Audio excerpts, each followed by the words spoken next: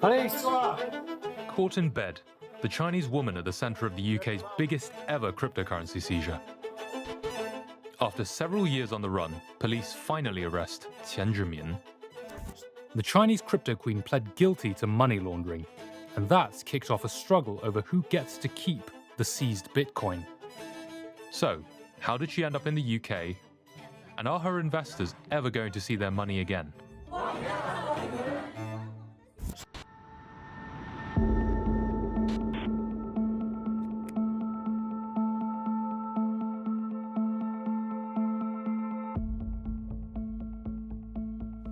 The story starts here in 2014 in Tianjin, a city in northern China. Qian Zhimin set up an investment firm called Lantian Gerui. The company promised investors huge profits if they invested in their range of technology projects. This early promotional video claims the company used investors' money to mine or generate new cryptocurrency.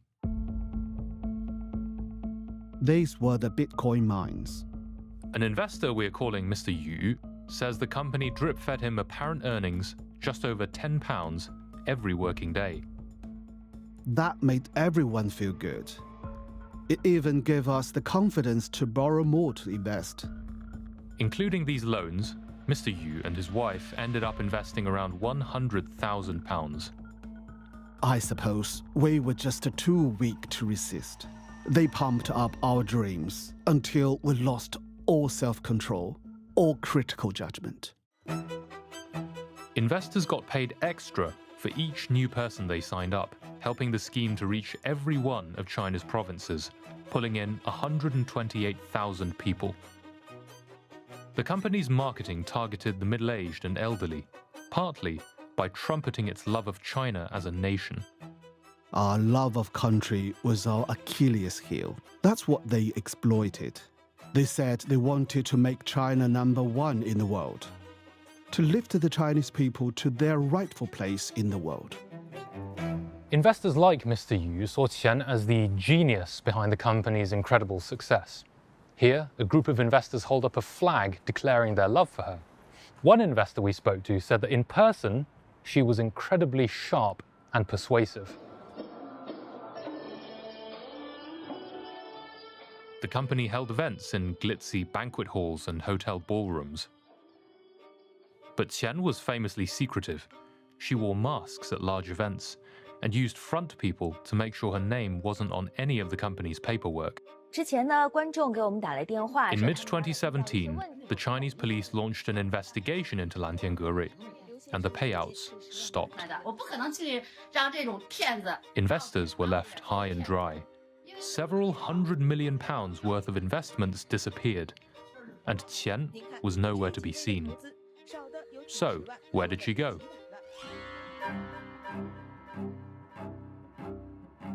We now know this is where she ended up, one of London's most exclusive neighbourhoods, Hampstead.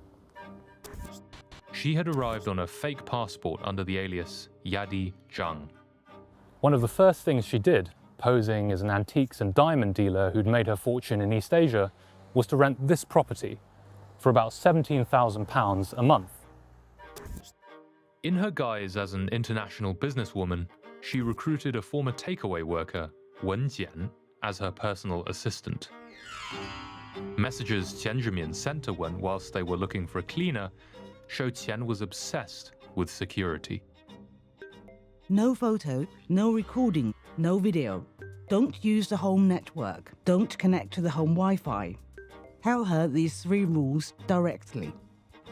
The new assistant, Wen's search history reveals a dawning awareness that her boss is not who she says she is. China extradition countries. What is Money Laundering Act? Before fleeing China, Qian bought Bitcoin using investors' money, which she took for herself when she fled. Using Bitcoin to fund a lavish lifestyle proved difficult, as she found out when she tried to buy this home worth £11.5 million. So we're here now in the North London neighbourhood of Totteridge Common. This is the house. It's very grand, but also very discreet. It's ringed with thick hedges and trees. Now, when she tried to pay for the property with Bitcoin, her lawyers asked what the source of the Bitcoin was, to which she was unable to give a convincing answer. And that raised their suspicions. UK legislation aimed at tackling money laundering led Qian's solicitors to identify a potential compliance issue with her Bitcoin wealth. Wen said that her boss had started mining the cryptocurrency and amassing coins just for fun. But a check of the blockchain, the public ledger, proved that the story didn't add up. Solicitors alerted the police, and in late 2018, they raided the Hampstead mansion. Miss Chan was in a bedroom at the back and in a different room to Miss Wen. Very large house, fairly messy, and there was cash almost everywhere. Thousands of pounds, bundles of £20,000 here, £12,000 there, envelopes with money in. There was even a coat hanging up in a cupboard that had £3,000 in the pocket. Hello, madam. Appreciate you're in bed. I've just got to record down your name, if that is all right. So, what's your first name, please?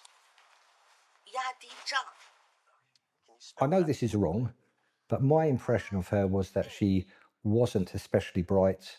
Years later, knowing a lot more about her, that was an act, and she's very good at acting. So she needed lots of assistance. Yeah. DC Ryan's team also found a document in which Qian set out her dreams and ambitions, all carefully itemized and costed, some of them running into the millions of pounds. These ranged from things like buying jewellery and entering into UK high society. Oh, here, for kingdom design. Well, I suppose that must be the Kingdom of Liberland. To becoming Queen of Liberland, an unrecognised micronation on the Croatian-Serbian border. Ultimately, the pair weren't arrested, but Qian, seemingly spooked, disappeared again. She still needed to convert her Bitcoin stash back into money. And from afar, Qian continued to supervise her assistant, Wen Jian. In desperation, Wen turned to a now defunct online forum and found a stranger calling himself Ricky, who was willing to exchange crypto for cash. I'm in traffic, about 15 minutes. On one occasion, she met him outside a pub to pick up 20 grand for 2 Bitcoin. Hi. Are you there? Bus stop, opposite the pub. I have a yellow hat on. You mean orange hat? Yes, I have sunglasses. During a later search in 2021, DC Ryan's team found this ominous note written by Wen. Sadly for her, officers had already uncovered another note containing passcodes for Qian's Bitcoin accounts. In reality, it was very basic. The impression that I get is that Miss Wen and Miss Chan didn't mix in criminal circles in the UK. So they didn't really know the best way of laundering, and they were trying to do the best that they could, which wasn't particularly good. It's also in 2021 that the Metropolitan Police discover the true scale of Qian's wealth. They finally unlock all the cryptocurrency wallets found on laptops and hard drives they had seized 3 years earlier. In total, they seized 61,000 Bitcoin, at the time worth nearly £2 billion. Police officers! Wait, wherever you are! Qian was finally arrested in 2024 in York after she was spotted on CCTV walking into a rented home. Police! I was surprised that she was in the UK. I thought she would have left. Her passport indicates that she did leave, but we don't know how she got back into the UK. She was very meek.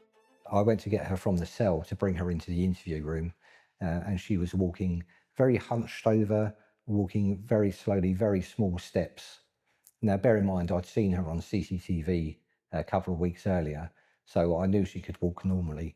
So this is all part of the act that she's trying to portray, that she's infirm, trying to encourage people to feel sorry for her. After her arrest, Qian denied everything.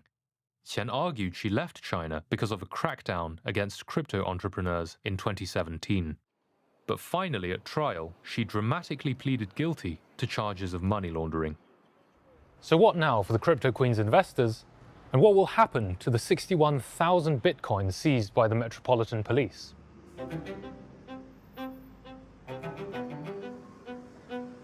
The Crown Prosecution Service launched a civil proceeds of crime case in September last year, which will try and identify the rightful owners of the seized money. The difficulty with this case is that it's very hard for the victims to prove their claim to the money. Lawyers representing victims have told us that only a tiny fraction of the total number of victims have actually stepped forward. And so last month, the CPS revealed that it was thinking about setting up an unprecedented compensation mechanism. But it's unclear if victims would get back the initial value of what they put in, or if they could also claim the massive rise in the value of that investment, given the price of Bitcoin has grown around 20 times since 2017. But the UK Treasury could also stand to benefit. Thanks to the incredible rise in the value of Bitcoin, that haul of 61,000 Bitcoin is now worth more than £5 billion. That's 3 times what the government would have saved through its proposed winter fuel allowance reforms.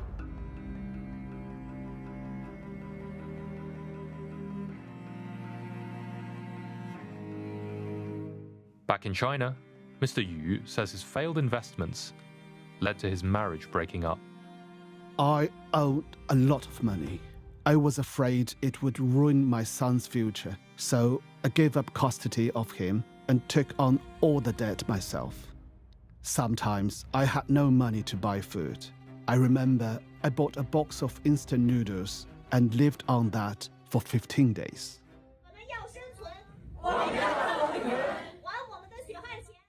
In 2022, some of Qian's investors called on the Chinese government to make good their losses.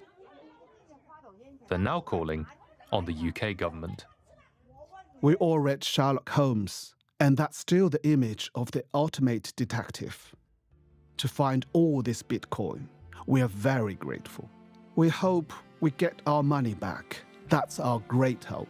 To save the victims who are struggling and suffering would be a noble act. So is it possible that there's any of this Bitcoin that's still kind of out there and that hasn't been identified and seized yet? Yes. We've got a wallet with 20,008 Bitcoins that in Miss Chan's notebook says lost. And those 20,008 Bitcoins haven't moved since 2017. And what would that be worth nowadays? Well, we'll go for $1.5 billion, something like that. $1.5 billion lost just in the wind. Yeah.